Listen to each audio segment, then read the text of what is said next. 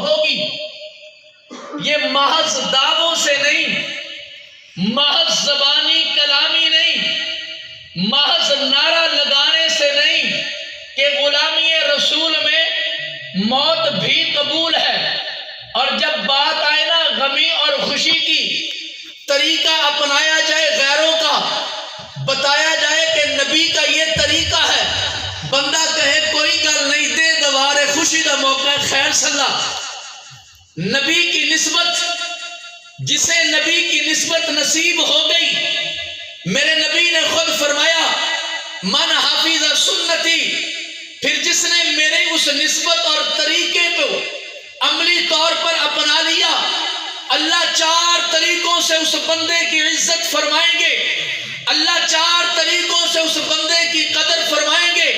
اللہ 4 طریقوں سے اس بندے کی قدردانی کریں گے۔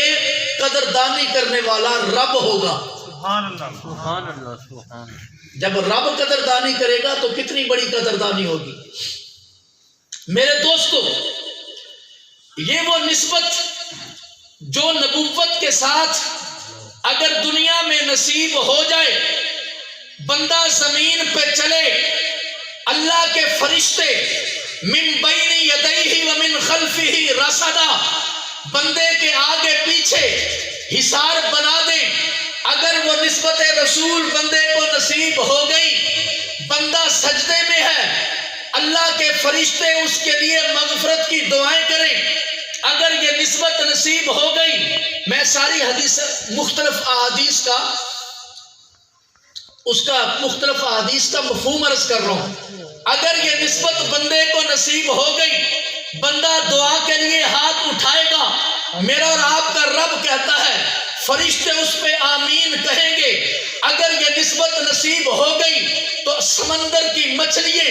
اس بندے کے لیے استغفار کریں گی۔ یہ میں کوئی بات بھی اپنی طرف سے نہیں کہہ رہا، خالق میرے اور آپ کے خالق مالک میرے رب نے قرآن میں بتایا، اور رب کے نبی نے اپنے فرمان میں بتایا، ہم نے عقیدہ بنا لیا۔ اللہ قرآن میں بتاتے ہیں کبھی اہل زمین پر ایسا بھی ہوتا ہے کہ یہ زمین پہ چلنے والے جب اس نسبت کو حاصل کر لیتے ہیں، یہ چھوٹا سا عمل کرتے ہیں، اللہ فرماتے ہیں کہ وہ فرشتے جنہوں نے اللہ کے عرش کو اٹھایا ہوا ہے، جنہیں حاملین عرش کہتے ہیں، وہ فرشتے جو حاملین عرش ہیں،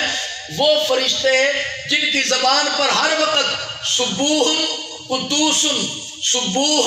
قدوس کی تسبیح ہے، اگر بندہ مومن کو نسبت رسول نصیب ہو گئی، سنت طریقہ نصیب ہو گیا، اعمال کی چاشنی نصیب ہو گئی، اعمال کا ذوق نصیب ہو گیا، رب کا قرآن کہتا ہے کہ پھر وہ فرشتے